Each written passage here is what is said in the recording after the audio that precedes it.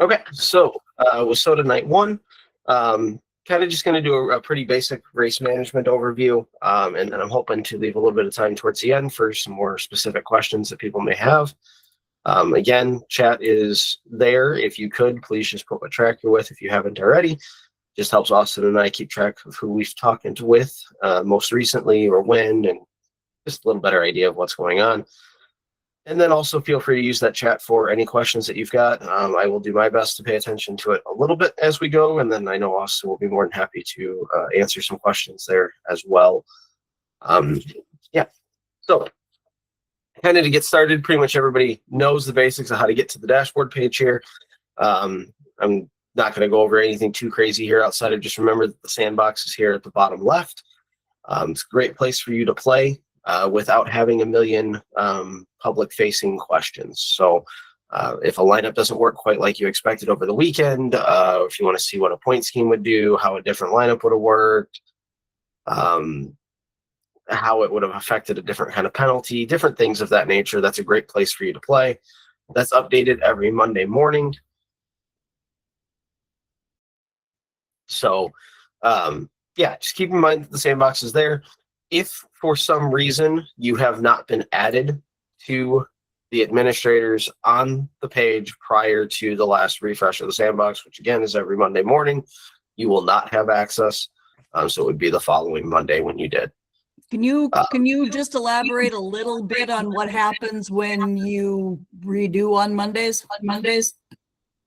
Yeah, so basically, when we say a refresh, effectively what is happening is that we are taking a copy of your public profile, meaning basically anything that you did over the weekend. So any races that you completed, any schedule changes you made, any changes to classes, etc. Basically anything that you've done to your profile, your dashboard, prior to Monday gets copied on Monday morning, and that gets placed in the sandbox as a totally separate siloed environment for you to play in.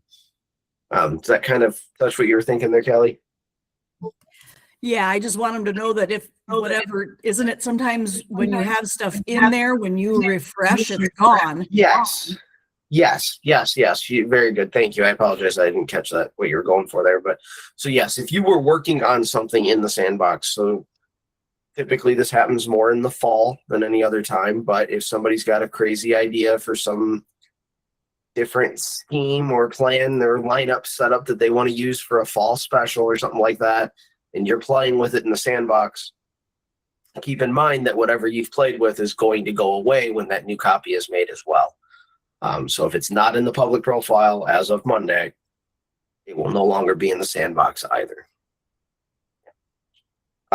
So continuing on just a little bit here, I've got a couple items I just wanted to touch on the dashboard, kind of going into season management and then into the race management side. So the profile tab here, I just always really like to remind people to take a few minutes at some point during the season, typically 2 or 3 times throughout the year, to jump into the profile tab here and just verify that the information is still correct.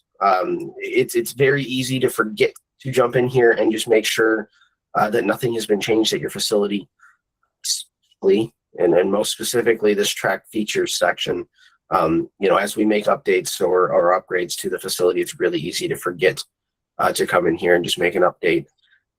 And it might sound silly, but especially when people are traveling and maybe they've got an extra night or something that they're looking for something to go do, they may be looking at your facility and trying to make a decision, especially if it comes down to whether the whole family wants to go or not. So things like the bathrooms and what's available for campers and RVs and stuff like that can make a pretty big difference. Beyond that, I just also want to touch on the user section once real quick. Most specifically here, what we really want to touch on is that you guys have complete access to who has access to your profile or not. So that's inside of the profile tab, then to users and add user permissions, first name, last name, and email. If you're a site administrator, you already have all of these below permissions, with the exception of financial reporting.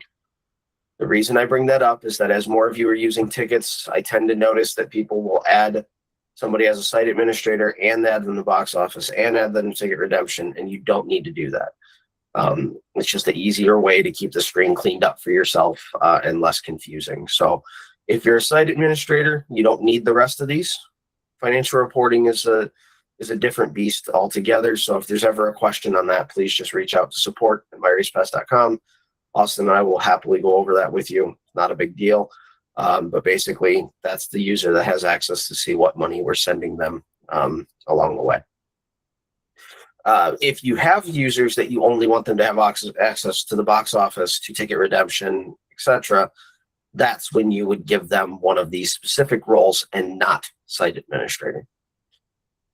Additionally, if you ever have anybody you want to get rid of, come in here to this page on the right-hand side, hit the blue pencil and hit delete. That's all there is to taking away somebody's access. I just like to touch base on that because it tends to be a fair number of questions to that or some confusions. So we just want to make sure we touch on that. Beyond that, we'll jump here into current settings as far as who has access. That would be by just taking a look at what's in this user section here and seeing who's listed under what roles. Jumping over to season management. Excuse me, it's Brenda.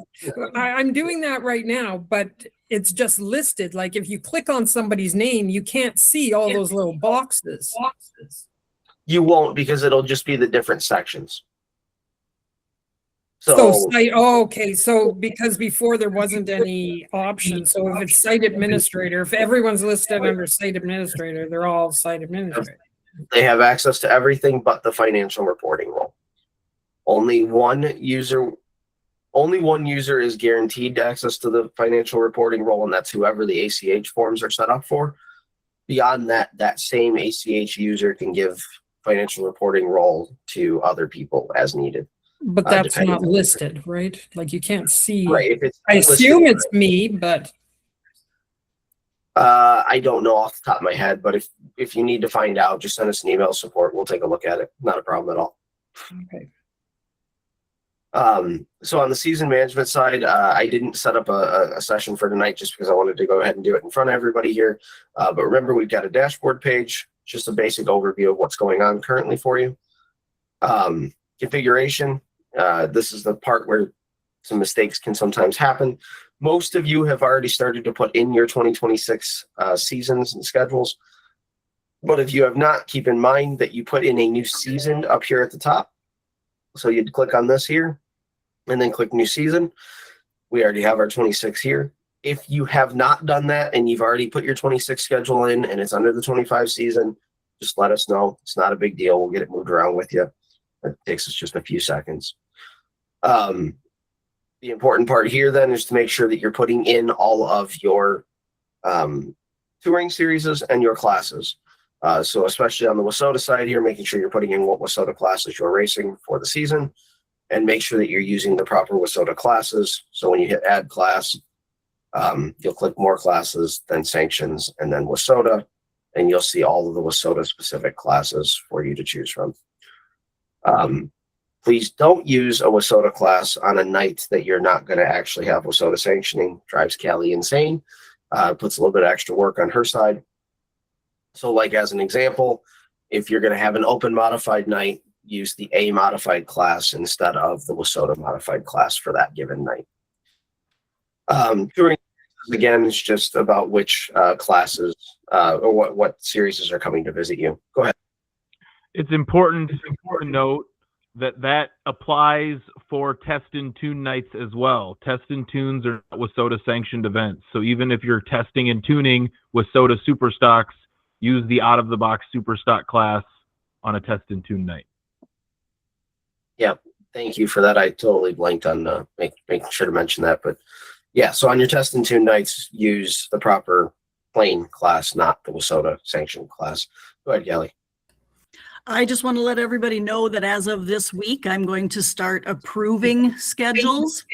I have already noticed that there are some people that have classes in for races that they're not running.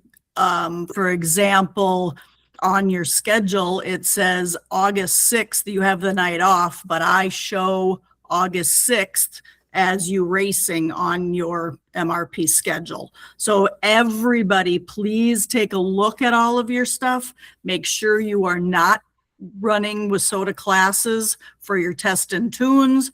Make sure that you're not running a WISSOTA class if you're gonna run a unnamed modified, things like that. Go back through and look, because as of this week, I'm going to start approving.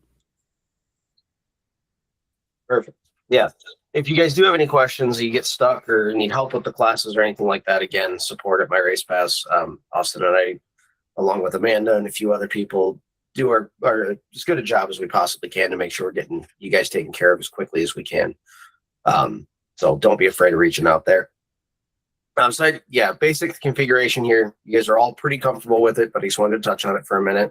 And most important, like Kelly and Austin both mentioned, if it's not a WISSOTA sanctioned night, don't use the WISSOTA class. So whether that's a test and tune or a practice night or anything of the sort, just don't use that class.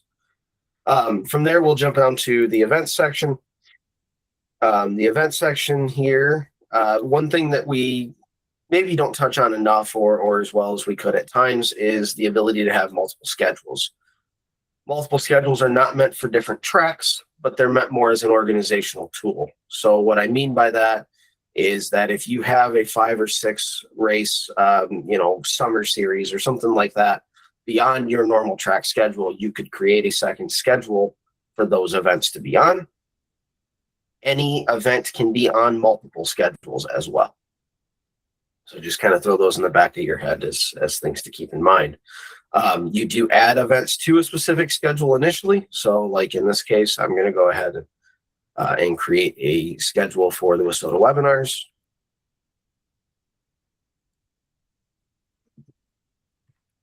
Just like that, click add. And then at that point, I can scroll down to wherever that's at, hit my 0 total events. By doing that, I can now add specific dates to that schedule. So in this case, I'm going to add for tonight. Actually, I'll leave it as just tonight for now. Click next. At that point, then, well, I had already done training for Grandview, so this is a great way to show this. So this is a training that I had already started. If you guys see this when you're putting in a schedule, that just means that somebody else has already added that event to the system at that night, that class, and that track, that track and that date combination. Typically, this is going to be most common for most of you when you have like a touring late model series or like WISSOTA Challenge series, World of Outlaws, something like that. It's nothing bad. Doesn't mean anything bad. You can just go ahead and move forward with that. I'm going to go ahead and add a second class in this case, though, so I can show you guys a few other things. And then this is a great time for you to go ahead and put in any extra details that you have about what is happening. We'll click add. Now, in this case, because this training had already existed, the Grandview one here, we can click into that and see that that is on both of these schedules now. So it's just a good way to show you how an event can be on multiple schedules. And then you can see which classes here, and along with how many entries and who added them. So if you ever end up with a random class that shows up here that you're not sure why it ended up there, you can always hover over this little I and see who added it there. Again, if you get stuck or have any questions there, just let us know. We'll be happy to go through it with you. From here, I want to touch on 2 other things in the screen. One is registrations. Utilize yearly registrations to your advantage. That is a way for you to collect basic contact information from each competitor in a legible format. Don't be afraid of telling drivers that you need it that way because you need it to be legible. Most of them are pretty well aware that their handwriting is not good. Go ahead, Kelly. Your registration also serves as your ability to know if someone is a rookie, right? You don't have any other way to put rookies in. And unless the person does a new registration, are they always rookies? How does that work in your system? So yes, that is the way to denote a rookie. No, if they do, so like if you were a rookie, so let's say it was you, Callie, you registered to race with the iRace sprint cars that I work with, and you were down as a rookie for 2025. When you register for 2026, you're no longer listed as a rookie unless you did another registration and marked yourself as a rookie. What if you don't do another registration and you don't take off the rookie? Yeah, if you don't do another registration, it will not continue to mark rookie. It'll only show that the one time for the season that it's been validated for. Okay. Let's say I do have tracks that want to have their drivers in as rookies for their own track. They need to know to do the registration of their drivers is a big part of it. Yep. So they'll do the registration. These are all been confirmed, but had they not been confirmed, when you are confirming them, you will see an option to mark rookie or unmark rookie if they've marked it and they shouldn't be. But if you have a mistake or anything of the sort down the line, you just need to update it. You can find whichever registrant it is, hit the blue pencil here, and then that one is going to be under registrant info, if I remember correctly. Nope, it will be under additional info. Sorry. Under additional info, you are able to mark rookie, which is somewhere. Yep, right here. Sorry. Register as rookie. So if that's checked, then in the points listing, that will show me as a rookie. And that's season by season. So if they were marked as a rookie in 25, they're not eligible to be a rookie in 26. It will not show up in 26, no matter what was marked in 25. But they do have to register for each class that they're running. Correct. They would need to register for each class that they're racing in. Yes, absolutely. And again, this is just another good point here. When you've got time, if somebody gives you some incorrect information or they submit it and then they realize a week later that they typed in the wrong phone number or something like that, they can always call you or email you and then just update that here with the registrant info or additional info, depending on which item it is.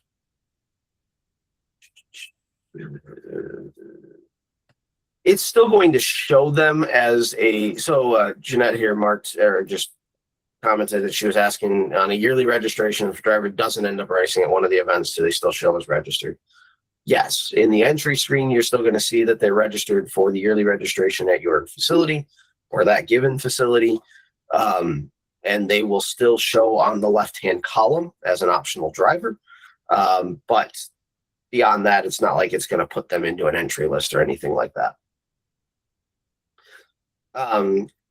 Continuing on, the last thing I want to touch on here for real quick is just points. I don't know why, but it feels like sometimes we forget to look at the points section, that we have the option to look at this. So when a given driver comes to you complaining about something with points or wanting to understand something, anything of that nature, don't be afraid of just coming here and finding the driver in the class and clicking on them.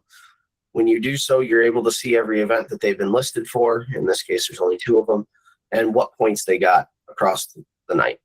So it's a good, quick overview way to understand an issue or to potentially prevent a further issue. So I just like to touch on that for a minute. Beyond that, we're going to go ahead and head into race management for tonight's event. So again, this one had already been started. I believe this was a training that Austin had did a little bit earlier today. So the first screen here, you will have your pill draw options. That's the very first part, to which Kelly's preference here is the auto draw before driver selection. That's I should say more than just Kelly. That is the WISSOTA preference here, is the auto draw before driver selection. So I will mark that on this one here so we can show what that looks like. Yeah, we'll leave that at that. If people don't understand why I do that, I recommend that because you are picking a number and then a driver. The driver can't say that because you picked that name, that's why you got 100 out of 100. This picks a number, then you select the driver, so they can't think that there's any funny business. Yep. Yep, and it makes perfect sense. It all depends on the market you're in and what you're doing, but in most cases, Kelly's 100% correct. It kind of eliminates the argument that the system is somehow determining something based on who it is. And then also we have our transponder options here to the right. So in most cases, it's going to be allow rentals. And then keep in mind that you can set everything as a default once the selections have been made. If you set as a default and then you change to a different selection, you're going to want to save as default again in order to keep that default setting. So if you're ever a little confused on it, that's probably what's happening, is you're saving out of order. So make your selections, verify that's what you want, then save as default, then save. Continuing down, we'll jump right away over here to entries. So entries are where you're going to put in your actual race night entries, who's physically at the track in that class ready to race. So you can see these are the ones that Austin did earlier today. We're going to go ahead and shift down to the super late model class and start to put in some more. So this is what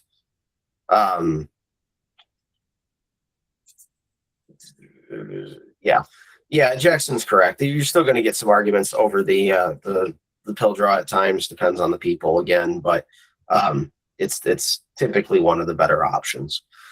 So that's exactly how this functions here. So we'll click generate pill. At that point, you can either hit the button, you can put a button in front of the drivers. I have a little thing that's got 4 different colored buttons. That's what I slide in front of the drivers. Once we got over the hump of the argument of not wanting a digital pill draw, it started to become kind of a fun thing where the drivers bring their families or the kids over, etc., and give them something to do and participate in the race night. So just different ways to take different routes to things here, but we'll click that draw button. We'll click close, and then now we'll pick the driver. So in this case, I'm going to find one of our demo drivers, so Leonard Lampshade. When you click on that driver, if they've never been entered in the class before, there's going to be this screen here just to verify that they're going into the correct class. Just a little safety net for you. We'll say, yes, that's correct. We're going to go ahead and give him his car number. We'll put it in as 12 for right now. This message here is letting you know that they don't have a membership. So this is what you're going to see if a driver walks up to a WISSOTA sanctioned race and does not have their WISSOTA membership and registration done for the year.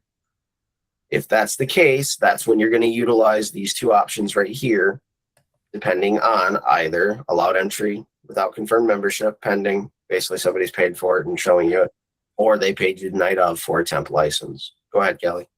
Just to clarify, you might see that up there if I haven't confirmed their registration yet, their license yet. In that case, if you see that, they say they have paid, make them show you a receipt. It should be on their phone, however it is, make them show that to you. Then you can put them through with confidence, because if you don't, then if you don't get them, you owe me money and I don't want your money.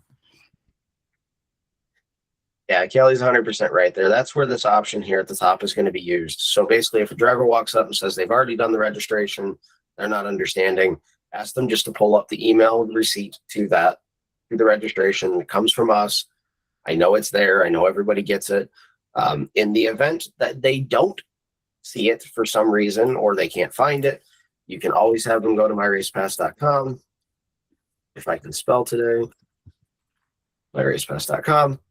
They log in up here in the top right corner, and then under past orders, they will also be able to find that registration and be able to show you that view order screen to verify it. So there's really not a good reason to not have that done unless you're running significantly behind on the day. But yeah, so those are the 2 options you're going to see. This will not let me add somebody without choosing one of these options. So basically, they either need to be handing you money, verified and showed you a receipt, or know that you're going to have an upset Callie when she sees this and they didn't actually buy membership. So we're going to do a temp license in this case just for tonight, just to show this. We're going to put a transponder number in. And in this case, I'm going to set that as their default. Again, make sure you're clicking the defaults in the right order. No, there would not be a place for them to put a receipt in because it's already going to show right here. So once they're confirmed, that's going to show that right here for them. It'll say WISSOTA 2026 registration, if I remember correctly on the wording. But again, I just want to touch on these defaults one more time.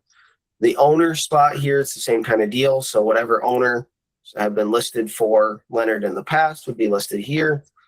If you needed a new owner that's somewhere else in the system, you would click on all owners and start to search for them. If they don't exist, click add team and you create a new owner. In this case, I'm just going to use that.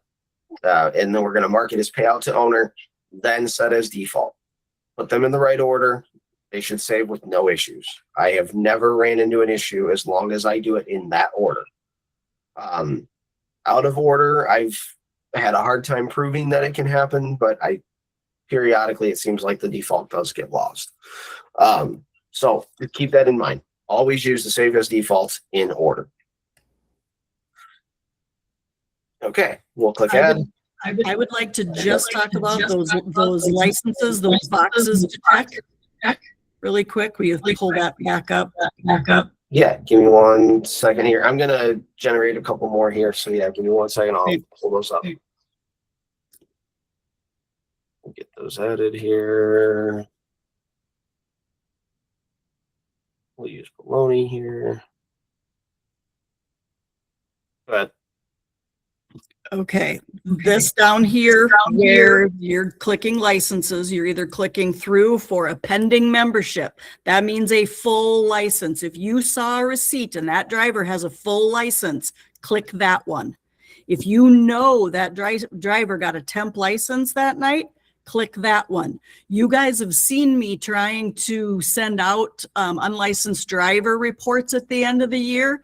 It's very, very important that you get the proper click on those.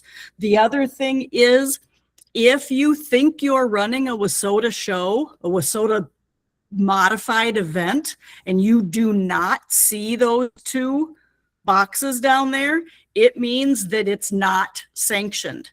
You don't get that option to click them through. You're not knowing, normally, you're not knowing if the driver has a license or not, if you don't have it sanctioned, and you don't see those two boxes. So if you don't see that, there is something wrong. You need to get a hold of me right away. perfect. Austin, did you have anything to add on that one real quick while I add a few more of these demo drivers in? Yeah, I was actually gonna say what Callie said, so that makes sense. No, I really don't have anything more to add, and I'm trying to kill time for you while you add entries here. That's my one skill is talking, so hopefully you're hustling for me. I got another one. Go ahead. I just want to reiterate to all you guys, most of you know this, but I am going to kind of leave you guys, my Race Pass users, in charge of some of this year because your promoters get busy. You guys, the rules for WISSOTA say that you must have your classes, your event sanctioned by draw of the day of the race. If not, in the promoter contract, there is a fine if you go ahead and run a race on a night that you didn't get that sanctioned for some reason. If your promoter comes to you and says, hey guys, we've decided to add Midwest mods for next week, go ahead and throw it in. That is not something you want to do. Your first question back to your promoter is, did you get it scheduled? Because if you're just adding things in and it's not scheduled properly, you're going to have a big mess on your hands. Just remind your promoter, hey, did we get this scheduled? I'm going to kind of leave that up to you guys this year. If it's 14 days is the rule, we want things scheduled out 14 days. If for some reason something happens and it's only 7 days or more between the 7 and 14 day window, you can absolutely schedule it, but it cannot be track points. So there are some rules and regulations with that. If your promoter comes to you and says, hey, pop these in for 2 weeks from now, pop this into August, your first question back is, did you get it scheduled with WISSOTA? We are going by only my race pass schedule going forward here. So your job has become extremely important for your promoter. Please just remember that. If your promoter asks you to do something and you're not sure, absolutely feel free to email me on the backside. I'll look it up. Then we'll check with the promoter. We'll figure it out before it becomes a problem. Just wanted to let you guys know that. I just have a question about the profile. So we have the yearly registration, and there's quite a number that are in here that they're not in the system. So it comes up, you add the competitor, you add the number, and then, you know, it says you're going to pay $50 if it's a duplicate. Well, you search by like first name, you search by last name, it's not there. So you assume that they're not in there. And then it also has, you're claiming the competitor profile. Do they get an email when you're doing all of this? Yeah, so that competitor profile auto claims now, and we've learned the hard way that it should. So there's not a bunch of bad profiles hanging out there for random people to claim. That's the reason that it auto claims. Mm-hmm. So I don't know. I know that there's been some conversation around should that or should that not. I think that this has worked better thus far. I don't know, Dakota, you might agree or disagree. But really, I just want to like, so when you're searching first, last name, nothing shows up there, and then you're creating based off of that. If you find that that's happened, sometimes when internet connection's weird, like the search doesn't bring somebody up right away. First, I would say if they've ever raced with you before or ever registered with you, they'll be in that left-hand tray. So it's worth taking a look at that left-hand tray to see if you can find them there. But if you find that that's happened and you've created a duplicate inadvertently or, you know, obviously not purposefully, just let us know and we'll merge them together, and hopefully that will, you know, alleviate that issue going forward. Yeah, they're names that I'm not familiar with, but should I claim their profile, that tick box, or no? Yeah. No. If they say they have a license, they have to be in the system. If they claim, if they are standing in front of you and you say, well, do you have a license? Because I can't find you. They have to have a membership, you know, they have to be in there. When I confirm them, I put them in if they're not already in there. Find out. Sometimes their name is Fred Williams and they go by Frankie. I mean, it's crazy what these guys' names can be. So make absolutely sure you're spelling things right, or you're doing, he has it with me as Ronald, but you know him by Rusty or something like that. Make absolutely sure you're checking everything you can possibly think of for his name before you add. Yeah. But these are like, I'm doing them, you know, like right now, because they're the yearly ones. So Yep. I want to make sure that we got to the questions in the chat here as well. Scott asks, I think this is more of a question for Callie. They do a major event on a Wednesday and they have a Thursday rain date. Callie answered yes already.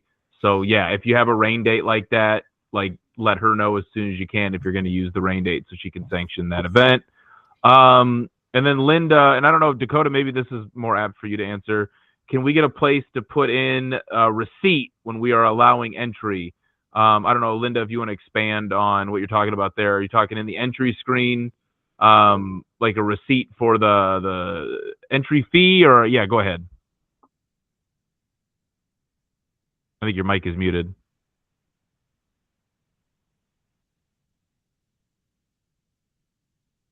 I think your mic is still muted. If you don't have a mic, which is definitely possible and probable, yeah, get a hold of us and we'll see what we can get figured out there. Is it on now? Yep, you're good. Okay. So like when you are going to, you have a driver that probably registered on the way to the racetrack. So Callie hasn't approved them yet. And you're going to hit that check mark. We at our track make sure they have a receipt, but we have to manually write that receipt number down so we have it. Would it be possible to have a place right when you check mark that to put that receipt number in there? So number one, it would show Callie that we checked it. It also would stay in there that we checked it, so we know we checked it. Sure. Go ahead, Dakota. At this point, no, there wouldn't be a box for you to put like a receipt number. There could be a conversation to doing something with adding like a check mark. That would be a potential option. We don't really want to leave blank boxes for people to put random things in on that entry screen. Unfortunately, in the past, when people have gone down that path, God knows what people put in there, including numbers they shouldn't be, like tax ID numbers. And then now that's not in a secure location, and that's not a good place to do things like that. I mean, so yeah, there could be, you know, like when you check it, if it would come up with a place where you could just enter the receipt number, then, you know, you wouldn't see a place to put anything into it until you hit the check mark. Again, it's the same problem. As soon as there's any option like that, we run into that situation. But there potentially could be a conversation about having a check mark box or something of that nature. But yeah, send an email support and we can take a little further look at maybe adding a check mark or something of that nature. But it definitely would not be a box to just type a number in. I can say that with confidence. Continuing on, obviously we've got the races setup tab here. This is a place where some mistakes tend to get made, specifically with once the races have been added. So in most cases, most of your guys' nights typically are going to be potentially hot laps, and then heat races and features. Feature events, make sure you're putting a letter with it. So A, B, C, D. Obviously an A feature. If you only have one feature, that is the A feature. That is part of how the system knows what races to assign things to when you're talking about lineups. The number to add column is just how many of those races you're adding. So you don't need to have 4 heat races listed here. You would just change this to whatever that number is going to be. I'm going to use 2 tonight. Number of laps, go ahead and put those in. That's 8 in this case, and a 20 lap feature. If you did have a qualifying night, you would add in a qualifying race, etc. If you have too many races, hit the X. Pretty simple on that portion of the screen. We'll add them. Where the mistakes tend to come in is now here. I tend to refer to this as the worst version of Mad Libs there's ever been, but if you read this just like you would a Mad Lib setup, it will make more sense. So from our heat races, we are taking the race configuration, transfers, our per race, top number to the feature. Kelly, could you remind me, was there a lineup change for 2026? No lineup change. It's all draw, redraw. All draw, redraw. Okay. So you will put in your number of transfer cars. So like in this case, we only had 10 cars. We're going to go all. If it was top 5 or top 6, whatever it's going to be, you'll mark that here. So it's again, heat race configuration, transfers per race, top however many to the A. If you had a B, you would have the same kind of thing. Perfect. I just like to touch base on that because this tends to be where the most mistakes in the moment happen on a given race night. It's kind of off topic, but just as a reminder, if you are doing passing points, it's per group, not per race. Yep. So that would be the big change here is if you are on a special night where you have passing points, you would change from per race to from group, and then your transfer quantity, rather than it being a number per race, is your overall however many passing point cars are going to the feature versus the B or versus the C. So like 16 tends to be a very common number that's used. So it would be your top 16 cars from the heat races by points would transfer. We'll go ahead and do a basic setup for tonight, though. And again, if you ever have questions on this kind of thing, feel free to reach out to support@myracepass.com. The reason email is so beneficial there is that we can take screenshots of this. We can send the link back and forth, and then we can make sure that the right things are getting clicked on without question. Lineups here would be the next step then. And very much anybody that has been at a track with me or has worked with me directly knows that I don't do any of the other setup until after I've set my first set of lineups for the night, because then it's done. So we're going to go ahead and calculate hot laps here. You can do that a million different ways. We've just got it set up to go off of pill draw. If you have hot laps, if you don't, not a big deal. Your heat races then, we'll switch over to here, and you're just going to calculate, and it is WISSOTA heats. That's all it is. Click calculate, and you are good to go. Of course, my computer is moving a little slow tonight, so I apologize. So our heat races and everything are set. At that point, I've done everything I need to do on the pit side. This is when I would then go to the tower. In the tower is where I'm going to go ahead and open up my transponder system, and I'm going to set up MRP Live. So for tonight, we're going to start off with orbits. So I've got orbits opened up. I've got MRP Live right here. We're going to go to the MRP Live section. Personally, I'm a copy and paste person just because I travel a lot, so things change for me. If you're not somebody that changes often, or you're at the one facility using the same computer at that facility every time, you can use this launch from web option. When you hit launch from web, it's going to go ahead and open up MRP Live, and it's going to connect you with this proper code. If you're a copy paste person or somebody that travels, or it's not a permanent computer that stays with that facility, that's when you would use the copy paste methodology. Nothing wrong with either one. Big things to keep in mind here. This number here, that's the port number. It's always going to be 50,000. I'm familiar enough with pretty much all of your setups. You're going to be 50,000. You're going to want orbits selected if you're an orbits user. You're going to want race manager selected if you're a Westhold user. A live code, again, is a new live code for every single race night. This is basically what tells our servers what race all the data that's coming through belongs to. The assignment path, if you're an orbits user, it doesn't really matter where this path goes, but you need to know where that path goes. So if you want it on your desktop, that's fine. Make sure you hit the browse and place it to your desktop. If you are a Westhold user, which I know there's very few in this chat, but they're here, this is what it has to be. C:/race manager /assign/. It has to be that. If it is not that, you're going to have some issues. For right now, we'll go ahead and click connect. And then one more thing on the orbit side here, I just want to touch on real quick. In the distribution screen, the scoreboard feed, that has to be on, so it needs to be green, not red, and your IP address is listed just to the right of it. So if there's ever a question on that, that's where you want to go look. So just to the right of scoreboard feed, IP address is listed there. It will always be 4 sets of numbers, and the numbers will never be longer than 3 digits. It will also never be higher than 254.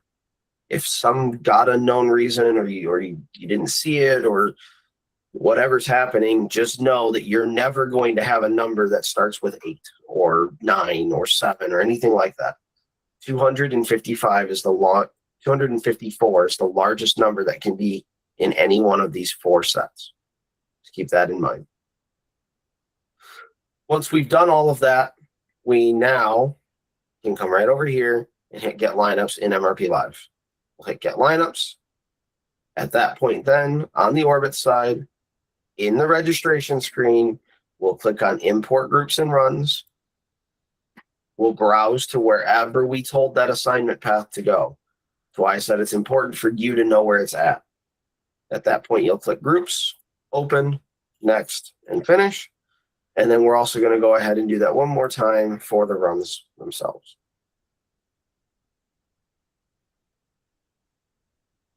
All right, so now the races that we already set are in here. So we're going to have hot laps here. We'll use that to start with. And we're going to go ahead and go to the timing screen. And we're going to start this. And then I'm going to open up the track simulator.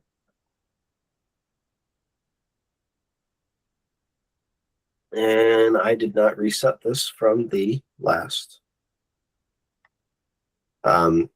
install. So we have our track simulator now. We're going to go ahead and start that, and we're going to make it as fast as it can go. So they've all hit. We're going to hit them on green. So if they go green, next time by here. While that's running, we're going to look right over here. So on this MRP live screen, if there's ever a question, if you're connected or things are working, go ahead and hit refresh, and you will see the races that you're running right here. Good option to see all of that. I'm going to let this go a few laps just so that we have some data to import. If I hit the wrong buttons, we won't get very far. Okay.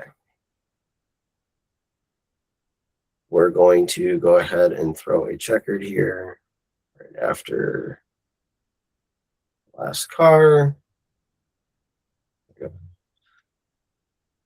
We'll throw that checkered. We'll let it all finish out.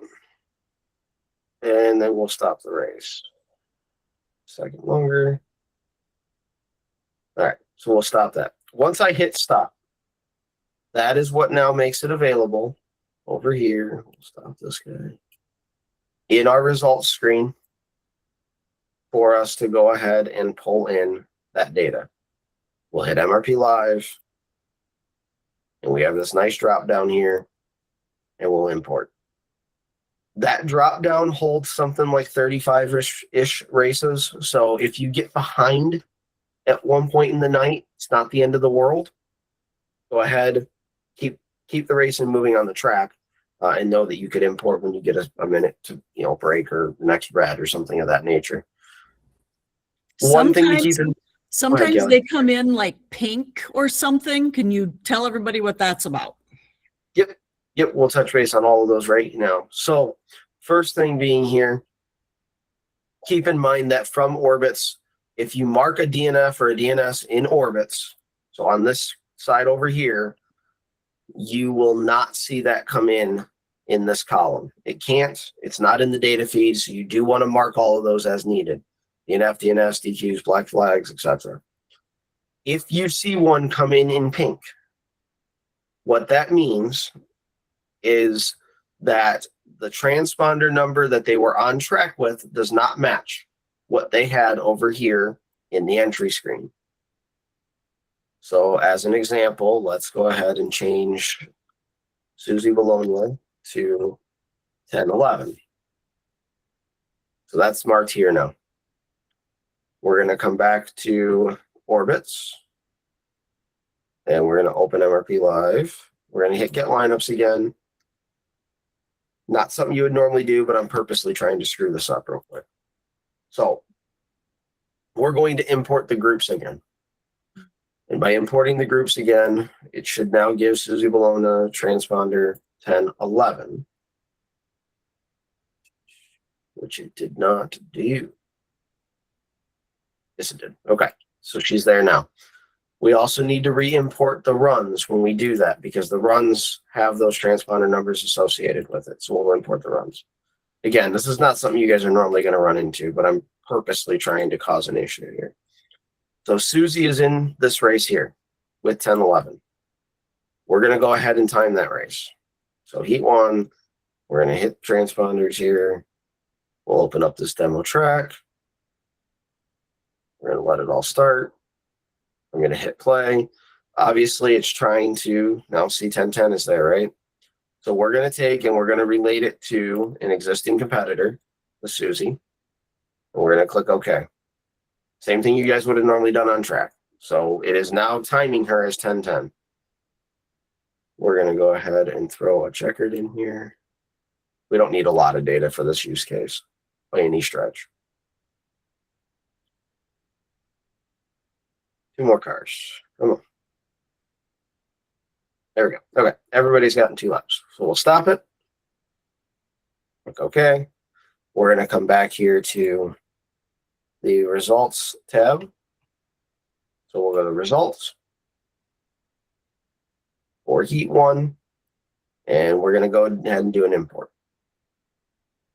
When we do that, this time around, so this auto corrected it because the name matched correctly. So since the name matched correctly, it still matched it up. Normally what would happen here is that this would show up in red. It's kind of a pinkish red color.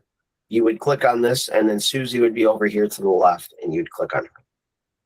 You guys really shouldn't be seeing a lot of those anymore, but some of them are possible by all stretches. The other thing you're noticing here is that I only had 5 competitors, but it still brought in all 10 that were in that race. That's going to happen no matter what happens. But it's not going to save nicely if we do that. So in this case, real quick, I'm just going to delete out the cars that don't belong. So we'll get rid of the 16, the 98, the 58, and the 12. So we're down to just the, nope, there's still one more because apparently I can't count. 89. There we go. So down to just the 5 that belong. We'll save as complete. So the basic premise there of what Kelly was trying to get at was to make sure that, you know, if you do have a driver that comes in pink, associate it to the correct driver on the left. Again, you shouldn't be seeing very many of those anymore, but I'm not going to say none. What did happen there was, because obviously you saw that we corrected, or we put in a purposely incorrect transponder number. If we go look at the entry list now, this has updated Susie's transponder to be back to 1010. So that is an auto update function that we have in place when you do an import. Okay. One other thing I want to touch on this screen real quick on the results is this race notes section. Callie gets a report, or has the ability to pull a report for every one of your race nights that shows her any notes that you put in. So if you do have somebody that gets DQ'd, or there's some kind of a behavioral problem or something like that, you can go ahead and put that in the race notes, and she will get to see that. So it'll help you with any. I need the car number, the driver name, and what happened. DQ'd because he lost a muffler. DQ'd because he was light at the scale. If you put in DQ for sportsmanship, if he got DQ'd because something like that happened, no points for the whole night. If you are DQ'd in the heat or the feature for attitude, no points for the whole event. Perfect. Yep. So keep those in mind when you're doing that. And then the last part of the, we're gonna close out orbits here, and we're gonna touch on things for the Westfold users for just a minute. Again, I know there's not a ton of you in this chat, but there's a few of you, so we want to touch on that. So I'm gonna close out orbits, which is also going to show one other thing real quick here on MRP Live. Open it back up. Correct. Yeah, Austin, if you want to mention that real quick, overall, just so everybody catches that. Yeah. So Dakota had mentioned if transponder number is edited in orbits, the next time the result file is uploaded, it will change in the entry list the transponder number that's listed. That will not update the new default transponder number. It will only change it for that event. However, if you want that to be the new default for that driver, you can go back to the entry list and mark it as default, but it won't do that automatically. It'll just change the transponder number in the entry list, but not make it the new default for future events. Perfect. Thank you.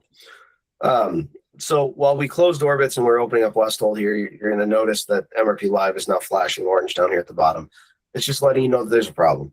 So it's a good chance to take a look at it. In this case, it reconnected right away because I opened up Westfold. Had I not opened up Westfold, all of a sudden you're going to see this orbits not connecting. Well, I don't want it connected to orbits anyway, so I know I've got a problem. So I need to disconnect for a minute. I need to switch over to Race Manager and click Connect. Most of you should never run into that problem. You shouldn't. I'm not going to connect right now because I don't have one of the transponder systems open. If I don't have one of the transponder systems open, you're going to see this little error message that says there's no broadcast. So right now it's not getting data. That's why it won't connect. If I open up Westfold here, 50,000, just like we had talked about. Now, if I go to connect, no issue. There we go. I'm going to hit Get Lineups. And then everything from that portion works the exact same way as what we just talked about on the other two. So this is the only race that we haven't completed. Here's heat 2. If I wanted to run that race, it would function all the same way. And then at that point, I would go ahead and do another import. While we're here on this screen, I just want to touch on it for a minute. Should something go wrong, some unknown set of circumstances, you are not required to utilize the MRP Live import function. Should you use it? Yes. Is it beneficial? Yes. Something goes wrong. You lose internet. Other crazy things happen. The computer blue screens, God knows what. You can come in here and just click on them in the order that they finished in, or type those in as well. Biggest thing to keep in mind is you won't have all the timing data as well when you do that. But it is there for you. You could fill out that timing data if time allows. Just depends on what you're doing at your facility, what went wrong, all those fun things. With that, once the heat races are done, you're going to come back here to the A feature. You're going to calculate, and it's WISSOTA A feature. So that's the redraw function. We'll click calculate. And at that point, you have your redraw options now. So these are the cars that get to redraw. You could have them do a physical draw, in which case you'll type in the answers. You could auto redraw all of them at once, or you could auto redraw one of them at a time. This could be used if you had, everybody come visit you in a specific location and hit the button. In the tracks that I've worked weekly stuff at, typically an auto redraw option has been the best case scenario for time. So that's what we'll do for tonight. And then we'll click save. For WISSOTA, if you want to do an actual redraw, we recommend you do it at the scale. Sure. Yep, that makes perfect sense. Then you're not taking up as much time trying to get everybody back in a different spot. That's absolutely an option. That's all there is for setting the feature. At that point, for time's sake here, I'm just going to go ahead and put in a feature result so we can talk about points. I'm not going to run those through the system real quick here. And again, we're going to mark a DNS and a DNF just so we have. And there we go. So once we have all of the results in for the night, tech is good. There's no more question marks. We'll come over here to points and pay. We're going to click add points pay group. And then we're going to choose our point scheme and our pay scheme. The point group name does not truthfully matter unless that race counts for two different sets of points. What I'm referring to there is like if you did that summer shootout kind of deal and you needed to apply those points to multiple schedules, but it uses different point values. Basic premise here is that 99.9% of the time, none of you are going to need to use this point group name. You can use it if you want. If you have any questions on it, please let me know. I'll be happy to go over it with you. It's not a problem. The point scheme we're going to choose is the WISSOTA point scheme, which should be listed here somewhere. There we go. WISSOTA National Scheme 2025 Plus just means that it's going forward until we're told otherwise. Pay scheme is totally up to you guys. Choose whatever pay scheme applies. If you're not tracking payment for some reason, you can click manual entry. I'm going to use mod pay here for the moment. You're going to choose what schedules it gets applied to. So in this case, I'm just going to apply it to both of these. Again, this goes back to if you had that multiple schedule situation with a summer shootout kind of idea, and it only went to one of those schedules, you would apply it that way. Competitors, owners, and teams in the WISSOTA world is pretty much just going to be competitors. So we'll click add. And that's it. Please go over the boxes. Yes, not a problem. Meaning these ones here? Yes, points if there is a DQ for whatever. Yes. So should there be a situation where you are DQing somebody, you can take away their points or their pay individually. I do believe there are some specifics to what WISSOTA allows and doesn't allow with that, which Kelly, if you could touch on in a second, that'd be great. But basically you would uncheck them. If they are awarded to the next eligible competitor for the points or the pay, you would hit this box. If that spot no longer existed, you would just not check that box. Go ahead, Kelly. Normally, you don't have to worry about anything here. Leave it exactly the way it is. If you had a feature where somebody got DQ'd for sportsmanship or whatever, you then uncheck the points for that person, and they will get no points for the event. Gotcha. So yes, as long as you mark your DQs correctly, you shouldn't really need to do anything here unless it's a feature event where they're losing points for the entirety of the event, in which case go ahead and mark this as well. So nothing too crazy with that piece of the puzzle. Let me look at one thing here, make sure I touched on everything we're supposed to be touching on. So do you think you guys could add a button for the driver that decided he's feeling rich and just added $1,000 to my payout? Well, I'm not sure where you would want, why you'd need a button necessarily for it. But you could add your pay adjustment right here in the column that it belongs to. Yeah, but now I'm 15 minutes to race time and I got to go in there and fix that, or I got to wait until the lady's in the tower and then get it relayed. I don't know about you guys, but we have drivers continually walking up going, "Oh, I didn't know he was driving. Here's another 1,000." You're like, really? Yeah, I mean, it happens periodically. What a problem to have. I would like somebody to have that problem at my house. I wish I had that kind of money to throw around, but I don't. Right. I've definitely been in situations where that's happened. Typically at that point, well, number one, money in hand before I do anything. And then number two, I just would add it to the adjustment column. Unfortunately, I don't know that there's a perfect way to manipulate that otherwise, but it's definitely an interesting problem. I can't say I've had anybody ever mention that they have that as a continual problem. It's definitely something that periodically pops up for me, but not on a weekly basis by any stretch. So that's interesting. It's a unique one. Yeah, it is. It definitely is. So tracking the payouts, as we were just talking about there, in your settings here, you would go to your point and pay schemes. You can create as many pay schemes as is necessary, and you can copy some of them. This profile is a bit of a mess. I'm not going to lie about it. But like if you had a new pay scheme that you wanted to create, you would click add scheme, payout. We'll just call it new for tonight. Click add. We could copy a breakdown from a previous pay. So you could say like your mod payout, you could go ahead and copy that and then add whatever else you needed to that as an example. Again, doesn't quite fix the issue that you're running into there for Big Sky, but potentially could if people are giving you money ahead of time, that kind of thing. Yeah, so there's not a lot else to that. Tracking the payments is pretty simple. The adjustment column is there for anything that happens throughout the night.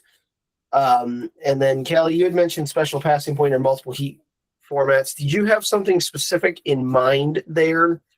Go ahead. We have tracks more and more during specials that will run 2 rounds of heats. Okay. And with that, was there any specific considerations you had ran into an issue with, or just in general how that would function? Just in general, how they would set that up.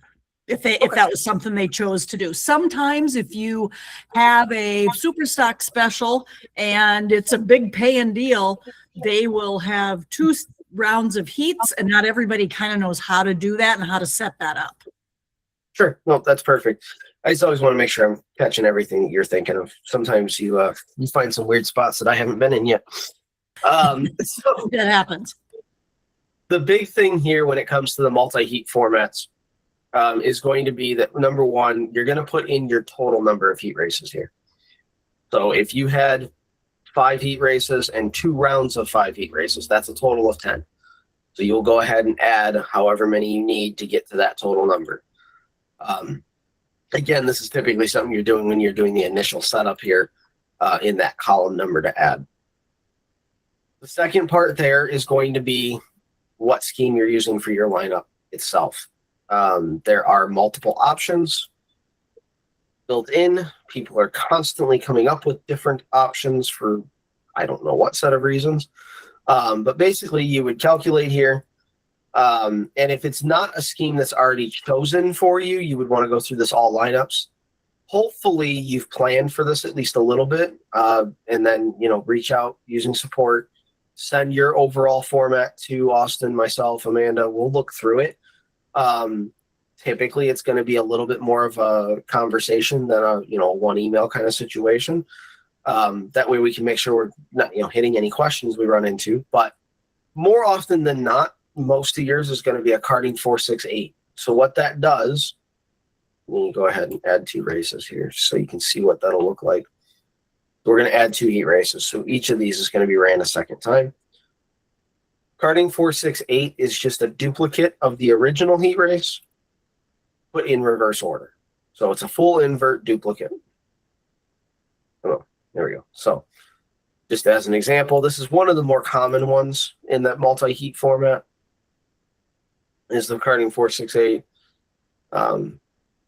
So the first 2 don't really change. The last 2 are exact inverses of the first 2. So like in this case here, the 13s went from the pole to starting last. There are multiple other ones that are available, including the invert with a shift option. Basically what that does is shifts the rows around a little bit so not everybody races against the exact same people. Again, more often than not, this is a situation where baseline understanding, you need total number of heat races, not just a single round's worth. And then feel free to reach out or look through the lineups that are available for more specifics to that given one. Obviously, there's a lot of question marks that can happen when it comes to that kind of thing. If that is something you're wanting to do, make sure you guys do know that you can set up a one-on-one with MRP to go through some of this. Even if there's something here that we're not going over, set up a one-on-one with Dakota. You can have a day, well, a few hours to go over this with Dakota. Yep. So how do they do that? Yeah. So really quick here, before anything else, I just want to mention that we, over the last year and a half or so, we set up kind of a training hub. So mrp123.com, really simple to get to. Section 1 here is going to be our help center, which is all of our public facing articles that primarily Austin has written, although we're starting to split that out a little bit better and take some of that work off of each other. So anything that you've got questions for, some different ideas, there is an exorbitant number of options here that may or may not touch on what you need. So it's a good place to start. And the search function works pretty well. So if you've got some questions, something like passing point lineups, you can type in that and at least get a baseline idea. So that's step 1 there. Step 2 is any videos, just like this is being recorded, it'll end up uploaded to our YouTube page. There's a boatload of different videos there. It's just a helpful link to get right to that. And then number 3 is what Kelly just mentioned, and that's signing up for a training. So if you have an event or a situation where you feel it's necessary to do so, please reach out. It's not a problem. Go ahead and do that. Most often you're going to be going under promoters and scorers here. That books an hour session. And then it's going to show you what dates we're available and what times on a given date we are available. So you can pick out what's there. You are going to notice some really odd early morning timelines. Those are more for the Australian market than anything. So if possible, try to stay in the 9 to 5 range for Austin and I's sake. But all of that is available there for you. Additionally, the webinar schedule is also loaded there as well. So quite a few different things to take a look at on that page. And then kind of to close out a little bit, Kelly, did you have anything else you wanted touched on, or if you wanted to mention anybody? A couple things. Perfect. I want to know if you guys have any new reports, anything new like that maybe WISSOTA is not aware of that you guys have done over the winter. And to touch on, Tammy Jo brought it up, to touch on some sponsorship and where you put that. Yeah, so there really hasn't been a ton of updates over the winter. I will say that. Not that there hasn't been stuff worked on, it's just nothing that's really flashy pertinent for you as users just this minute. There will likely be some updates coming to the views on the left-hand column here. Basically, the sections are going to stay the same, but they're going to be updated a little bit, made a little nicer. And then, Austin, you got something there? Yeah. When we say that there hasn't been a ton of updates, it's to the race management application specifically. When we talk about tickets and websites, there's been a ton that's been added since last year. So we'll talk about that, I think, Wednesday. Yeah, that's a good point, Austin. I should have specified that a little more. The race management platform hasn't seen a amount of changes at this point. However, as Austin noted, the ticketing side, the website side, those have seen quite a bit of updates. Most of that stuff's going to start to trickle down. So definitely, even if you're comfortable with those two items, definitely come back for the later week items to go over with Austin there in some of those changes. And then the sponsor pieces there, Tammy Jo, I think you had mentioned, and then it looks like Brenda was kind of asking some things there as well. So that is here in the configuration side of season management. First and foremost, really, if you can avoid it, avoid renaming the class. I understand that sponsors pay for it, etc., but this isn't really the place to do it. I'm not saying it can't be done. The hard part here is that it starts to get too long. Plain and simple, it gets too long. Makes it hard for broadcast data, makes it hard on your fans to read and to view those items. Really, if you can avoid changing the name, avoid changing the name. Work with your PR person, work with your announcer to make sure it's getting mentioned everywhere that it should be. Make sure it's on your press releases and your flyers and all of that fun stuff. That's the part they're really going to see the most. Not so much here. In WISSOTA specific cases, Kelly, I believe you've always requested that WISSOTA stays at the front. Is that correct? I would like that, yes. WISSOTA modified Earl's truck and travel. I don't know, whatever, but yeah, I need to be able to see what class it is. And sometimes they are so long that I can't see that. Yeah, the length is becoming quite a bit of an issue for multiple things at this point. Down the line, there's probably going to be something added that's going to make that a little nicer, a little better, and would kind of accomplish what you were mentioning, Brenda, where it doesn't change it for past seasons. But we have not quite made it to that just yet. So keep that in mind. This really isn't necessarily the best place to rename those classes. It's really, think about the things that are public facing, like your press releases and your screenshots, whatever you can with that. If you do need to add some sponsors to like a specific race, you can do that here in the sponsors column in the races tab. Eventually the classes will probably have something very similar to that. Yeah, I don't really have a lot else to say on that other than really think about how long those are when you're putting them in. Because again, it affects data for broadcasts, it affects data for those of you that have a video board, and it affects, quite frankly, your fans' ability to even see what class is racing. I do have a question. Yes, absolutely. The question for the night, I guess I can get to that. Go back to where WISSOTA recommends that you pill draw then the driver selection. Yes. Okay, my question is, what is WISSOTA's recommendation for your pill draw? And it is at check-in. Where is it here? At check-in, it says auto draw, so it's the draw before driver selection. That is the WISSOTA recommended way to do it. You don't have to do it that way. Some people have reasons for doing other things, but that is the WISSOTA recommended. So that's your question. What is the WISSOTA recommended selection for draw? And it's at check-in, auto draw, before driver selection. Everybody has to send that to me with the answer, whatever, so that you are verified in this webinar tonight. That is how I do it, to be able to make sure everybody is involved. It is a finable deal if you don't attend the mandatory webinars. So make sure you're telling me who you are, what track you're with, and answer the question. Thank you. Perfect. Well, with that, I don't really have a whole lot else when it comes to the race management side, but I'm going to kind of open this up two ways. So one, here before we end the recording, if there's any questions people wanted to ask while it's on the recording, and then for those of you that are maybe a little more shy, don't want to ask something on the recording, right after, I will stop it, and then we can answer a couple more questions as needed.